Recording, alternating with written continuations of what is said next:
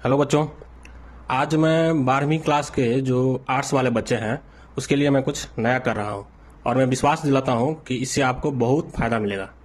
मैं अभी तक जितने भी ऑब्जेक्टिव क्वेश्चन हुए हैं उसको मैं बारी बारी से एक्सप्लेन के साथ पूरे अच्छे से एक्सप्लेन करके आपको बताऊंगा और आप सभी वीडियो को अगर अच्छे से देख लेते हैं तो मैं यकीन दिलाता हूं कि एक भी ऑब्जेक्टिव क्वेश्चन आपको नहीं छूटेगा बोर्ड के एग्ज़ाम में। तो चलिए शुरू करते हैं। ये 2025 का क्वेश्चन है, 12th का आर्ट्स वाले बच्चों के लिए। तो जो 2025 में जो पूछा गया था, तो सबसे पहले हम शुरू करते हैं। पहला क्वेश्चन है कि पुरी के जगन्नाथ मंदिर में किस देवता की पूजा होती है। तो आप लोगों को पता होगा कि कुछ दिन पहले ही एक रथ यात्रा हुआ था। पुरी के जगन्नाथ मंदिर में एक रथ यात्रा होता है जिसमें कृष्ण भगवान, बलराम और सुभद्रा ये तीनों भाई बहन हैं और इन तीनों को रथ पे बिठाया जाता है और रथ यात्रा निकाला जाता है। तो इसमें आंसर क्या हो जाएगा? इनमें से सभी। दूसरे क्वेश्चन पर चलते हैं। दूसरा क्वेश्चन है कि नयनार किस देवता की उपासना करते थे। तो इसमें उस समय में दो प्रकार के समुदाय था। एक नयनार जो शिव की उपासना करते थे, जिसका इसमें आंसर हो जाएगा नयनार किस देवता की उपासना करते थे, तो शिव की उपासना करते थे। और एक थे अलवार। एक क्या थे? अलवार, जो विष्णु की उपासना करते थे। तो अगर पूछेगा कि अलवार किस देवता की उपासना करते थे तो विष्णु होगा। और इसमें नयनार पूछ रहा है तो नयनार किसकी हो जाएगा? शिव की उपासना करते थे। तीसरा क्वेश्चन पर चलते हैं। तीसरा क्वेश्चन है 12वीं शताब्दी में कर्नाटक में वीरशैव परंपरा का नेतृत्व किसने किया। तो इसका आंसर हो जाएगा बसवन्ना। ये कराईकाल अम्मैयार जो थी, एक महिला थी जो महिला संत थी जो विष्णु की परम भक्त थी। इसमें इसका आंसर क्या हो जाएगा? बसवन्ना हो जाएगा। चौथा क्वेश्चन है निम्नलिखित में से कौन अलवार संतों की रचना है। तो आपने इसके बारे में पढ़ा होगा कि नरेरा दिव्य प्रबंधम और एक था तबरम। इसके बारे में आप नहीं पढ़ा होगा अगर लेकिन इसके बारे में आपने पढ़ा होगा। लेकिन इसका आंसर जो है ये दोनों हो जाएगा। तो इसका आंसर ए और बी दोनों सी होगा आंसर। आगे बढ़ते हैं। पांचवा क्वेश्चन है फारस से आने वाले मुसलमानों को क्या कहा जाता था। तो फारस से आने वाले मुसलमानों को फारसी कहा जाता था। और यहीं पे है कि अगर तुर्किस्तान से जो मुसलमान आते थे उसे तुरुस्क कहा जाता था और तजाकिस्तान से जो आता था उसे ताजिक कहा जाता था। अगला क्वेश्चन है हमारा शेख निजामुद्दीन औलिया का दरगाह कहाँ था। तो इसका आंसर जो है वो दिल्ली हो जाएगा। अगर शेख निजामुद्दीन चिश्ती के बारे में पूछे तो उसका आंसर अजमेर होगा।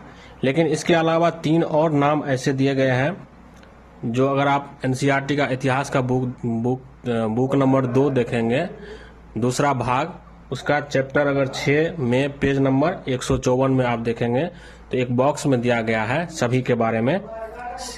शेख निजामुद्दीन औलिया का दरगाह दिल्ली में था और जो उनकी मृत्यु कब हुई थी तो 1325 में।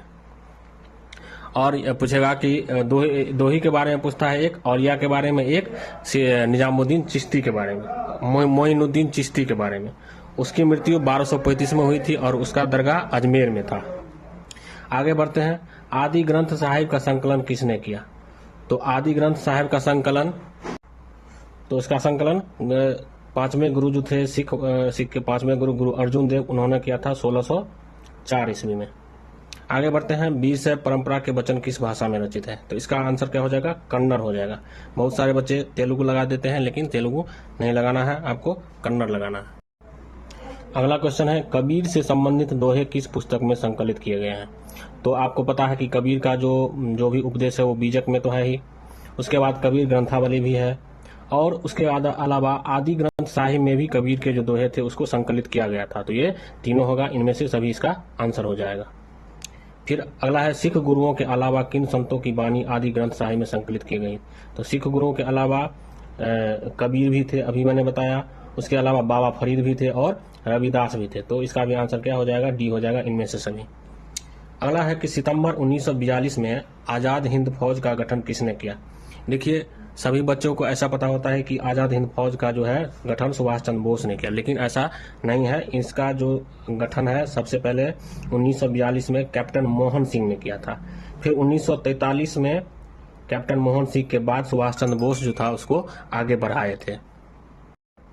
अगला क्वेश्चन है हमारा, कैबिनेट मिशन योजना के अध्यक्ष कौन थे? तो आप सबको पता होगा कि कैबिनेट मिशन भारत कब आया था, 1946 ईस्वी में। तो इसका अध्यक्ष कौन थे? Sir Patrick Lawrence. इनका पूरा नाम था सर पैट्रिक लॉरेंस। लेकिन इसके जो सदस्य थे वो क्रिप्स भी थे और अलेक्जेंडर भी थे। अगर कोई क्वेश्चन पूछेगा कैबिनेट मिशन के सदस्य कौन कौन थे, तो सर पैट्रिक लॉरेंस भी थे, क्रिप्स भी थे और एबी अलेक्जेंडर भी थे। ये बेबल नहीं थे, तो ध्यान रखिएगा। अगला क्वेश्चन है, इसका आंसर मिशन का अध्यक्ष हो जाएगा सर पैट्रिक लॉरेंस। मुस्लिम लीग ने प्रत्यक्ष कार्यवाही दिवस कब मनाया? तो इसका आंसर हो जाएगा 16 अगस्त 1946 को। 16 अगस्त 1946 को प्रत्यक्ष कार्यवाही दिवस कौन मनाता है? मुस्लिम लीग मनाता है। मुस्लिम लीग का गठन कब किया गया था, स्थापना कब किया गया था? तो 1906 में। कौन किया था? तो इसके जो मेन थे मोहम्मद अली जिन्ना, वो किए थे। आगे बढ़ते हैं। भारत की आज़ादी के समय ब्रिटेन में किसकी सरकार थी? तो ब्रिटेन में लेबर पार्टी की सरकार थी। इसका आंसर हो जाएगा लेबर पार्टी की सरकार थी। उससे पहले लिबरल पार्टी थी, लेकिन आज़ादी के समय चुनाव हुआ था जिसमें लिबरल पार्टी हार गई थी और उसका नया पार्टी जीता जो लेबर पार्टी थी। इस समय इसमें एक और क्वेश्चन आता है कि भारत की आज़ादी के समय ब्रिटेन के प्रधानमंत्री कौन थे? तो उसका आंसर हो जाएगा क्लेमेंट एटली। क्या हो जाएगा? क्लेमेंट एटली। अगला क्वेश्चन है, संविधान सभा का गठन किस योजना के तहत किया गया था? तो इसका आंसर हो जाएगा कैबिनेट मिशन योजना। कब आया था? 1946 में आया था। उससे पहले 1942 में क्रिप्स प्रस्ताव आया था, जिसके बारे में गांधी जी ने कहा था कि ये आउटडेटेड चेक है, मतलब ये ऐसा चेक है जिसका डेट खत्म हो गया है। आगे बढ़ते हैं। अगला क्वेश्चन है, संविधान की प्रारूप समिति के अध्यक्ष कौन थे? तो प्रारूप समिति के जो अध्यक्ष थे वो BR अम्बेडकर थे। और प्रारूप समिति में टोटल 7 सदस्य हुए थे, जिसमें एक ये भी थे अल्लादी कृष्णस्वामी अय्यर। डॉक्टर राजेंद्र प्रसाद संविधान सभा के अस्थायी अध्यक्ष थे। प्रथम अध्यक्ष अगर पूछा जाएगा कि अस्थायी अध्यक्ष कौन थे, तो राजेंद्र प्रसाद हो जाएंगे। और संविधान सभा की जो पहली बैठक हुई थी 9 दिसंबर 1946 को, तो उसके जो अस्थायी अध्यक्ष थे डॉक्टर सच्चिदानंद सिन्हा थे। और 11 दिसंबर को जो बैठक हुई थी जिसमें अस्थायी अध्यक्ष किसको बनाया गया था? डॉक्टर राजेंद्र प्रसाद को बनाया गया था। आगे के जो क्वेश्चन है मैं अगले वीडियो में बताऊंगा। अगर वीडियो पसंद आए तो लाइक जरूर करिएगा, और कोई सुझाव देना हो तो कमेंट में जरूर बताइएगा, और चैनल को भी सब्सक्राइब कीजिएगा। धन्यवाद।